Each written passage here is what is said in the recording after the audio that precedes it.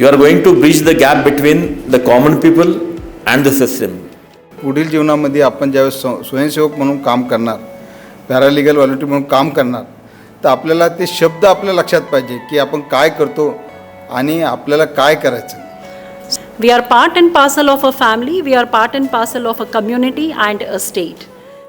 ये 4 दिन आगे के लिए तैयारी थी, एक सपोर्ट था, एक नॉलेज शेयरिंग था, जिसके बेस पे हम लोग आगे काम करेंगे सोसाइटी के लिए.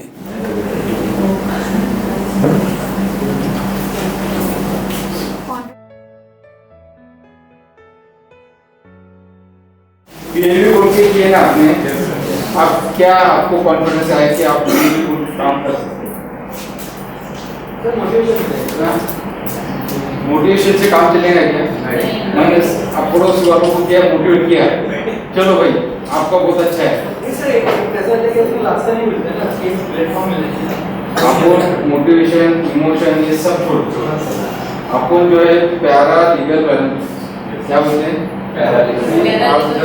न्याय सेवक, पहले सोशल वर्क और वो जुडिशियल. लीगली आपको अभी ये सर्टिफिकेट जब अभी इशू करेंगे, उसके बाद आप सब लीगली पैरालीगल हो जाएंगे ना. यानी कि आपको लीगल नॉलेज आएगा. तो मैम ने बताया 3 दिन पूरे सेशन चढ़े अभी, तो क्या है आपके मन में क्या है? हाँ सर, हाँ बताइए सर. एक्चुअली पहले तो ये हमें पता नहीं था कौन सी चीज़ किधर अप्लाई करना. हाँ किसी का अगर राशन कार्ड नहीं है, मतलब वोटर आई डी जैसे मैम ने बताया ये लगा, तो उस हिसाब से हमको अप्लाई कहाँ करना है. और दूसरी बात ये क्या अन्याय हो रहा है, मतलब इनको लॉ पता नहीं है, मतलब इनको जानकारी क्या ये केस में हम जाके ये कर सकते हैं. हाँ तो हमको थोड़ा नॉलेज आएगा सर, ऐसा हो सकता है हमने काम कुछ भी बताओ. अपन कुछ कायदे से उसको ना हेल्प कर सकते लॉ की. हाँ अब सीधे जोशी मैम का लेक्चर किया आपने. हाँ उन्होंने स्कीम बताई कुछ. हाँ और उन्होंने वो एक लिंक दिया होगा.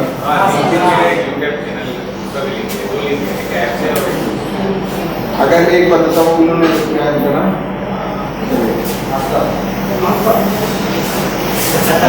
काय म्हणत इन्होंने इनका कहना था कि कंज्यूमर लॉ पे ना एक लेक्चर होना चाहिए.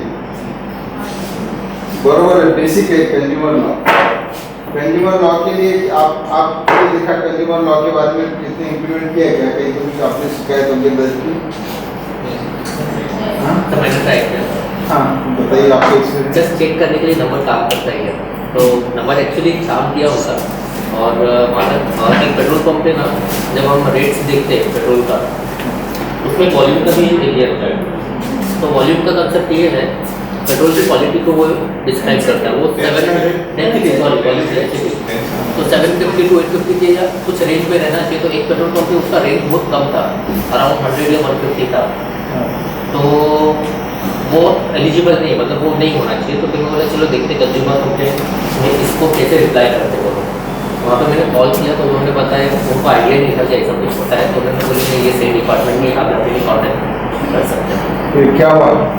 कुछ नहीं. फिर आगे मेरा मेन मोटिव ये था कि मतलब यहाँ पे कॉन्टैक्ट होता है या नहीं होता है, वो देखना था मुझे. अभी इधर क्या साउथ बॉम्बे किधर है? इधर ये साइड में क्या, कौन सी साइड है कोई भी बता. जान दो साउथ बॉम्बे का जान दो और ये इसका जान दो. आपने वो कौन सा है, वेस्टर्न हाईवे और ईस्टर्न हाईवे? हाँ वेस्टर्न हाईवे पे ठाणे आता ना क्या नहीं, कौन सा था? बोरीवली कांदेवली देखकर सारवामी से जाते हैं वहाँ पर कॉलेज को, इसीलिए मुझे पता है कि ज़्यादा से उधर जाना पड़ता. अब जो ईस्टर्न हाईवे है, तो ईस्टर्न हाईवे पे कौन से आते हैं?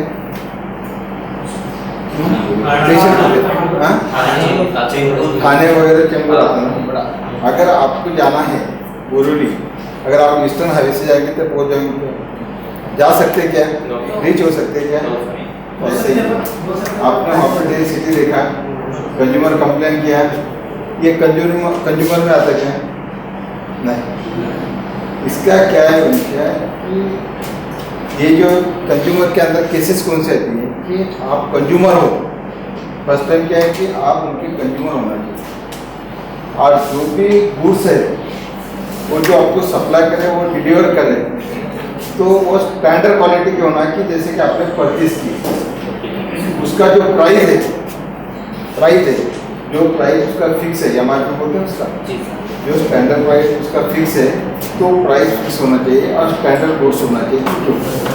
उसकी डिलीवरी जो है तो अपने विदिन लिमिटेशन होना चाहिए। ठीक है, अमेजोन पे बताया कि फ्राइडे को आ रहा, सैटरडे को आ रहा, आप फोन करके बताते कस्टमर से डिले क्यों हो रहा है भाई, मुझे नहीं चाहिए, मुझे रिजेक्ट करना है ना, मुझे इसकी ज़रूरत नहीं है। तो कंज्यूमर से रिलेटेड जो केसेस आते हैं, तो relation in between the trader and consumer, इसीलिए जो कंज्यूमर होता है कि वो गुड्स लेने, जैसे मैं अभी कोई ग्रोसरी शॉप पे गया, कुछ समझो अनाज वगैरह खरीदी करके लिया, उसके अंदर जो बताया उन्होंने ये क्वालिटी की क्यों है, उसने अलग क्वालिटी की दिया और प्राइस जो है स्टैंडर्ड क्वालिटी के लगे।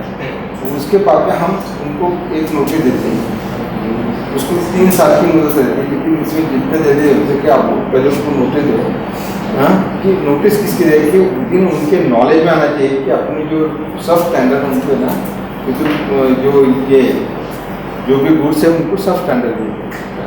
उसके बाद में आप कंज्यूमर कोर्ट में जा सकते हैं। कंज्यूमर ऑनलाइन कंप्लेंट जो रहती है बहुत सारे ऐसे फेक है कि वोडाफोन के लिए कंज्यूमर है, इनके लिए कंज्यूमर है, बहुत सारे ऐसे वेबसाइट है फेक है, आप उसके ऊपर कंप्लेंट दाखिल कर सकते हैं, वो उनको ब्लैकमेल।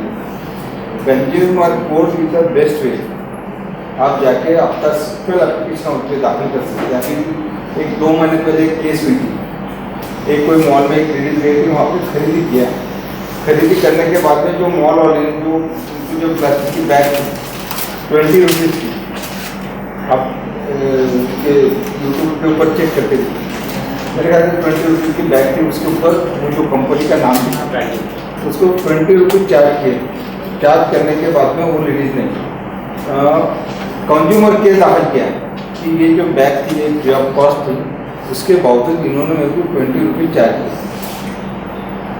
क्या है उनका ग्रीवेंस क्या था, वो सिंपल था कि 20 रुपीज़ उसको वापस करना है और free of cost.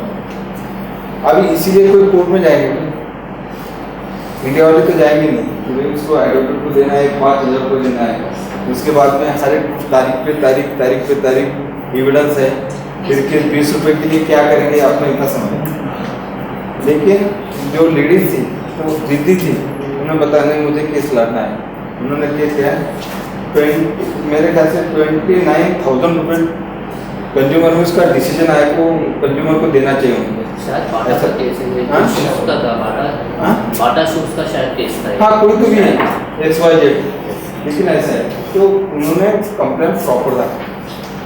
Food adulteration office देखा आपने, हाँ, वेट एंड मेजरमेंट एक्ट देखा, वेट एंड मेजरमेंट ऑफिस। हाँ, तो ये जो कंप्लेंट आते हैं जो अपना पेट्रोल पंप से रिलेटेड, एक फूड एडल्ट्रेशन से आती है, एक वेट और मेजरमेंट। तो आप बताए कि 1 लीटर है, क्योंकि 1 लीटर को 90 पॉइंट कम है कुछ है, तो उसका जो उसका कंप्लेंट डायरेक्ट, उसके बाद उसका जो कंट्रोल रहता है कलेक्टर ऑफिस का कंट्रोल रहता है कि एक्सक्लूसिव सब्सटेंस है, तो उनको भी उसके अधिकार है। तो ये आपको पता चाहिए कि पेट्रोल पंप पे जाने के बाद में किस तरह की कंप्लेंट करना है। आप जब बिल लेते हो तो उसके बाद में आप कंज्यूमर होते हो, बिल लेने को अगर कोई इलीगल वहाँ पे एक्टिविटीज हो रही है, तो कुछ भी रॉन्ग हो रहा है, आपको समझ में आए तो उसके अंदर वो वेट और मेजरमेंट के अंदर जाता है, क्या फूड एडल्ट्रेशन में जाता है कि कुछ तो भी अन्ना बेसन जो बोलते ना, तो ऐसा कि जो ये इसेंशियल कमोडिटी में जाता है, यानी कि जीवन आवश्यक वस्तु के अंदर। तो ये आपको पता चले, जैसे कुरियर सेवा है, कुरियर सेवा का मुंबई में बहुत ज़्यादा है ना, कुरियर सेवा का अगर कोई टीवी वगैरह उसके अंदर कुरियर कर देता है, तो उसके बाद में उससे उनसे डैमेज हो जाती है, तो कहाँ जाना चाहिए,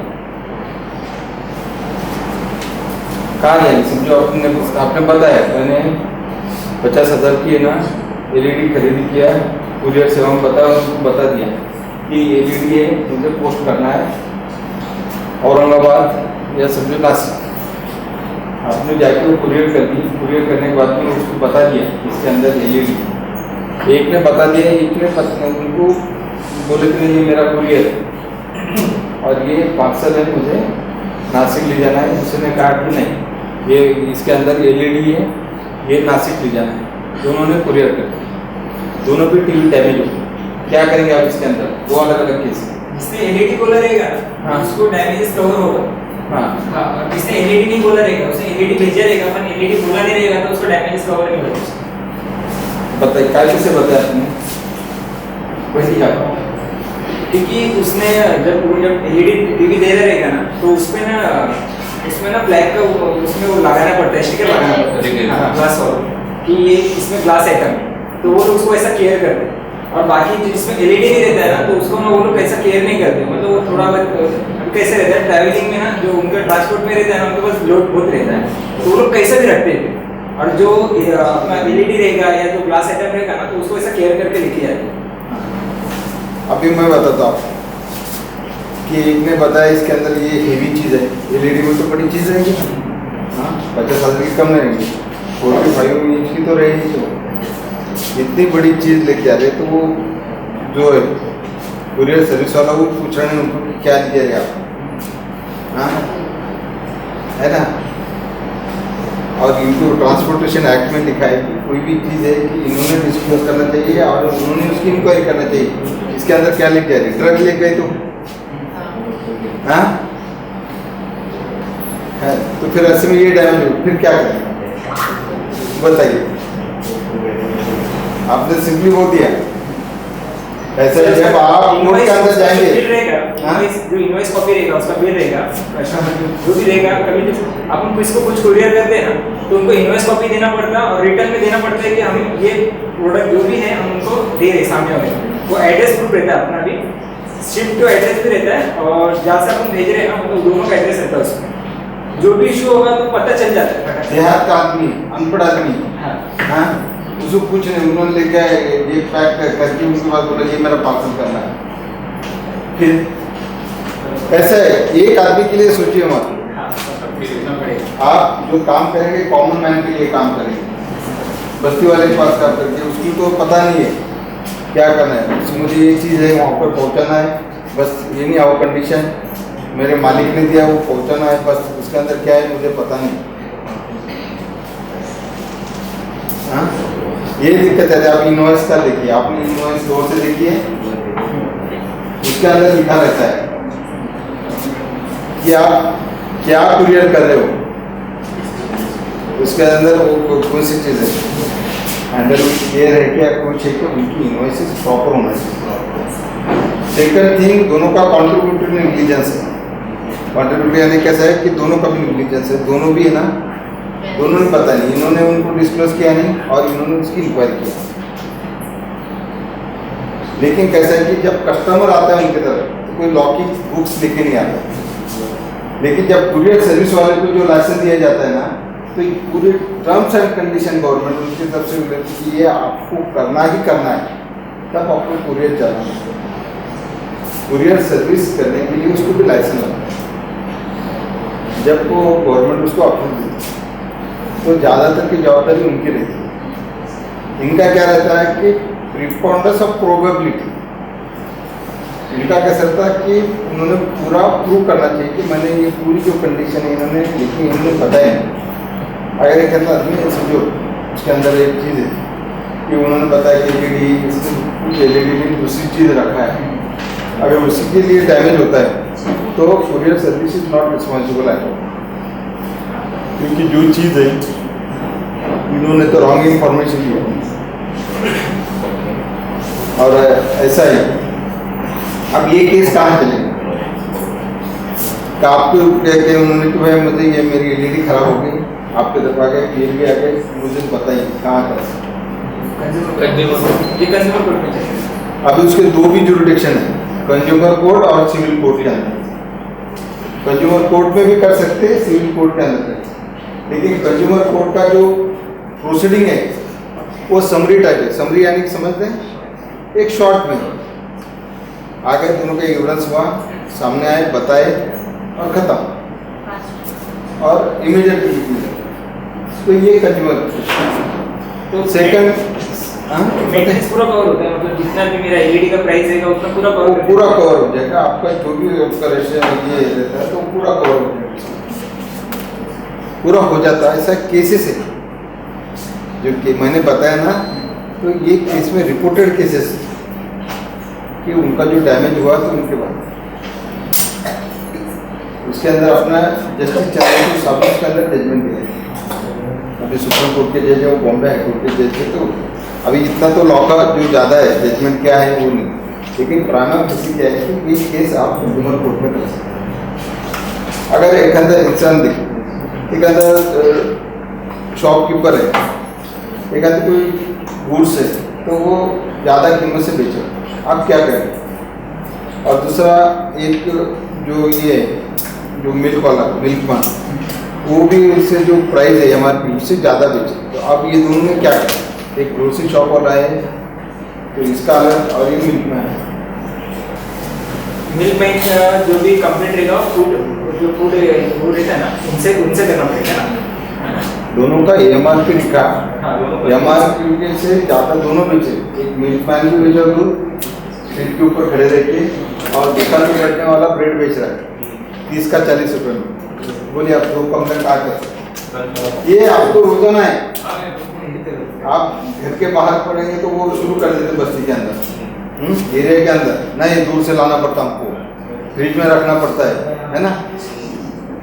वो बोलते हैं स्लाइस की बोतल कुछ कोल्ड ड्रिंक्स है, आपको फ्रिज में उसको है ना ठंडा करना पड़ता है, कूलिंग भी हम चार्जेस लेते हैं, हर दिन फेस करते हैं आदमी। तो बताइए हाँ, ये सबसे पहले तो उसका बिल लिखना है, हिल स्टेशन हिल स्टेशन पे यूजुअली ऐसा होता है, हाँ होता है, और नीचे से लाना पड़ता है 10 का 20।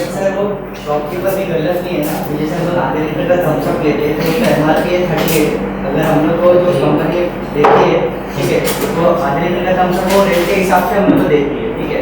अगर उनको चाहिए, अगर ठंडा चाहिए तो 40 का मिलेगा, अगर ताज़ा चाहिए तो हम लोग 38 का लगा के देंगे। कितना 38 का 38 का MRP है, आधे लीटर थम्स अप प्राइस पे ठीक है। अगर वो मांग रहा है ठंडा ठीक है, अगर हम लोग फ्रिज के अंदर तो ठंडा करके दे रहे तो कूलिंग चार्जेस दो पकड़ा तो क्या होगा? हाँ लिखा है कि थम्स अप के ऊपर कूलिंग चार्जेस रखे गए थे, ये भी तो नहीं लिखा है ना, हाँ क्योंकि MRP लिखा है ना, तुमको सस्ते में मिलता है। आपको जो सस्ते स्टैंडर्ड में मिलने वाला सामान ये देखिए, आपको जो भी चीज़ है MRP इसलिए है कि आपको जो गुड्स है वही स्टैंडर्ड क्वालिटी के उसकी स्टैंडर्ड प्राइस है। आप कोई दुकान पे गए ना, कोई दुकान पे आप बताएंगे नहीं यार 38 रुपीज़ का है ना, मुझे 36 रुपीज़ को दीजिए, ज़्यादा डिस्कस करने के बाद में उनका ले जाएंगे है ना, ले देते कहीं, फिर उसके अंदर वो बोलेंगे मेरे को 38 में आया तो मैं 38 में दूंगा, 2 रुपये मैं घटा के खाऊँ। सर क्योंकि ये मेरा पर्सनल एक्सपीरियंस है। ये देखिए उसके अंदर और टैक्सेस लिखे हो रहता है, देखो ये हमारी और टैक्सेस सब कुछ उसका जो बेनिफिट है वो सब कुछ लिख कर उतना रहता है, उसको पुलिंग करो मत करो, टोटल चार्जेस टोटल होने के बाद में उसका जो MRP बनता है 38 बनता है। सर ये सब चीज़ ज़्यादातर टैक्सी और ऑटो फेयर के साथ भी होता है, जब उन लोग का मीटर चेंज होता है हाँ तो वहाँ पे तो रिसिप्ट नहीं रहती, आप क्या कर सकते हैं है ना, रिसिप्ट रहती क्या उसका बताता हूँ मैं, 2 मिनट में इनका बताता हूँ। एक मिनट सर, एक लास्ट क्वेश्चन, जैसे वो इंडिविजुअल को ऑल टैक्सेस का उसका अंदर बोला है कि जो कंडीशन और में उसको सामान मिल रहा है तो वही कंडीशन का सामान मैं दूंगा ना, अगर उसकी कंडीशन चेंज कर रहा अगर मैं उसको चार्ज ये देखिए कोई कंडीशन में समझो आपका एक्सपायरी डेट का है तो मैं एक्सपायरी डेट का बेचूंगा ये बेचूंगा, वैसा नहीं। आप जब दुकान खोलते पब्लिक के लिए बैठे हो ना तो आपको वो स्टैंडर्ड मेंटेन करना ही करना है, उसके अंदर उसके लाइसेंस रहते हैं, उसके बावजूद जो बताया उनको तो 38 का अगर MRP होगा तो उसमें 38 में देना चाहिए, अगर नहीं देता तो आप उसकी कंप्लेन कर सकते हैं। Sir on the contrary he is also right sir, क्योंकि जो प्रोडक्ट है उसका MRP 32 रुपीज, लेकिन जो एक्स्ट्रा जो कूलिंग का चार्ज वो लगा, कूलिंग का चार्जेस इंक्लूड वो 38 रुपीज है, ये आपके समझ में नहीं आता। आप दूसरा कैसा है कि एक बॉटल देने के बाद में एक बॉटल का जो रहता है थम्स अप होता है तो बॉटल का हाँ इट्स रिटन सॉफ्ट चिल्ड, एक का 3 महीने का रहता है उसका एक्सपायरी डेट, एक का 6 महीने का रहता है, 12 मंथ रहता है, तो उनको पता है कि ये चीज़ उनकी 12 मंथ है उसकी एक्सपायरी, तो विद इन 12 मंथ में बेचना ही बेचना है, और उसकी वो जो उतना जो तो 12 मंथ रखने के, उसके शॉप में रखने के पूरे चार्जेस से तुमको वो बेनिफिट देते हैं। सर आप कभी मेंशन होता है keep it dry cool place. हाँ, नहीं तो वो काय के लिए कि उनको बताते हैं और अपने लिए। हाँ, ये कंपनीज की मार्केटिंग स्ट्रेटेजी होती है क्या, अलग अलग लोकेशन रहता है तो प्राइस डिस्क्रिमिनेशन करते हैं ना, तो ये लीगल जब MRP अपनी फिक्स है तो करते सिटी से अगर जो है तो अलग से जो पेट्रोल पंप को बताए ना कि वो पेट्रोल पंप के हर सिटी के जो प्राइजेस है तो अलग अलग वो उसको डिस्प्ले करना पड़ता है। हाँ कितना है, वैसे भी गेहूँ चावल की जो भी प्राइजेस है या सब जो भी कोई चीज़ के प्राइजेस है एक ही, टैबलेट मेडिसिन का एक ही प्राइस रहता है, उसके ऊपर रहता है। वो अगर वो चीज़ उनको जो रहती तो उनको 40%, 60%, 35% ऐसा डिस्काउंट रहता है। उसके बावजूद उनको रहता है कि ज़्यादा बेनिफिट जो है रिटेलर को देना चाहिए कि जो कि रिटेलर वो मार्केट में उतने दिन रखकर बेच सकते हैं। जो लेस का पैकेट रहता है ना वो 10 रुपीज़ का रहता है, मगर हम लोग अलीबाग जा रहे थे फेरी बोट जो होता है हाँ। बोट, तो उस पर 20 रुपीज़ का बेच रहा था और MRP मगर 10 ही लिखा हुआ। हाँ, मतलब ये अलग अलग लोकेशन वाइज तो वो बताते ना, नहीं समंदर से आना पड़ता, आप बोट पे आ गए और कैसे जाएंगे। हाँ, और तो ऑप्शन नहीं है तो लोग वहाँ से को पता है ना कि कहाँ तो जाए। ये- कोई कंप्लेन करते क्या, जब तक कंप्लेन करते हैं अच्छा, कर सकते हैं। क्या है? थोड़ा बहुत रेस्टोरेंट सर वो बताते ना, जागो ग्राहक जागो। हाँ, sir what about the restaurant sir, जो वो लोग इतना चार्ज करते हैं रेस्टोरेंट इसके अंदर 5 स्टार होटल। ये देखो रेस्टोरेंट का क्या है कि रेस्टोरेंट के आप चार्ज करने के बाद में बताते हैं नहीं कुछ कंसेशन दे दो, तो क्या होता है बिल देने से हैंड हाथ से दिखाओ। आपने कभी उसको GST चार्जेस का बिल बोला है? हाँ, GST चार्जेस का लगा उनके इनकम टैक्स में जाता है, उनको पता चलता है कि ये बिल है, ये प्रॉपरली क्या है, कितना चार्ज है, और उसका स्टैंडर्ड मेंटेन करना पड़ता है, हाइजीनिक मेंटेन करना पड़ता है, और उसका ग्रेड रहता है होटल का। आप कौन से होटल में फूड खाते हो वो MRP पे नहीं दे सकते सर। देखो सर होटल्स में रेस्टोरेंट में हम लोग जाते हैं, थम्स अप मंगाते हैं तो MRP से ज़्यादा रहता है। हाँ, तो उनका जो रहता है ना, तो उनको जो MRP से जो ज़्यादा रहते हैं ना, तो अदर आपने बिल देखा है उसके अंदर अदर सर्विस चार्जेस लगा, डिलीवरी चार्जेस, चार्जेस, ये चार्जेस, वो बॉटल के अंदर का कूलिंग नहीं रहता, वो बाहर का कूलिंग रहता है अपना ये। सर जो MRP से ज़्यादा अगर वो प्राइस बिल में रहेगा तो it's contrary to the law. हाँ, यस, आप देखो कंज्यूमर एक्ट है, कंज्यूमर एक्ट है, उसका अंदर जो है ये होटल का जो है ना, उसका जो रेट वगैरह जो रहता है होटल का स्टैंडर्ड मेंटेन उसका अलग रहता है, उसकी जो कंपनी एक्ट है उसका होटल का जो रजिस्ट्रेशन रहता है, कितना चार्ज करना पड़ता है, क्या है उनका वो रहता है, उसका जो गवर्नमेंट को है जितना बड़ा होटल रहा उनका जो पक्का बिल बोलते हैं पक्का बिल बनता है, तो उसका उनको इनकम टैक्स भरना पड़ता है, GST भरना पड़ता है, जो भी जितने भी टैक्सेस हैं वो आते हैं। लेकिन अगर स्ट्रीट के ऊपर अपना क्या है कि 5 स्टार वाले आपको क्लियरली बोल के बुलाएंगे, वो कहीं तो भी दूसरा बड़ा होटल लाएंगे और खेत चलाएंगे। लेकिन अपने को जो काम करना है तो ग्राउंड लेवल पर काम करना है, कि लोगों के लिए काम करना है, कि जिसके लिए वो बोले ना मिल्कमैन हो या दूसरा हो, उनकी केस कंज्यूमर कोर्ट में चलेगी, क्योंकि वो भी MRP से ज़्यादा ये करना है। उसके बाद में जो रहता स्टैंडर्ड जो ये प्राइस, तो उसका अलग से डिपार्टमेंट है, वो डिपार्टमेंट के अंदर आप कंप्लेन कर सके तो वहाँ पे कंप्लेन करने के बाद इमीडिएटली वो विजिट देंगे, वो खुद वहाँ पर उनके पंटर है जो ग्राहक बन के जाएंगे, वो देखेंगे वहाँ पे ये अपने 30 रुपये तो 40 रुपये से कैसा बेच रहे, फिर वहाँ से वो खरीदी करेंगे, उसकी रिसिप्ट लेके उनके ऊपर केस डालेंगे। एक बात, कुछ ऐसे पानी की बॉटल्स जिसके अंदर प्राइस ही नहीं लिखा हुआ, वो अपने हिसाब से बेच रहे हैं, तो उनके ऊपर भी कुछ नहीं, क्या उसके अंदर है ये मिनरल वाटर का वगैरह है ना, तो उसका रजिस्ट्रेशन अलग है, उनको बताना होगा कौन सा जो छोटी बॉटल है ना, तो कैसा है कि उनका रजिस्ट्रेशन होना चाहिए। फिर आप उनके वहाँ पे ऑफिस शॉप में एक लाइसेंस जो मिलता है, हाँ, तो वहाँ पर आप जा सकते हैं कि उनको कंप्लेन कर सकते हो तो ये जो है, और वो स्टैंडर्ड रेट इसका है कि जो स्टैंडर्ड रूल्स है उसका जो ऑफिसर है फूड एडल्ट्रेशन का वो इसका आप कंप्लेंट करें। हाँ जाहिर सी बात है अगर वो ऐसा बगैर प्राइस वाला बेच रहे हैं तो उनके पास लाइसेंस सपोर्ट नहीं होगा।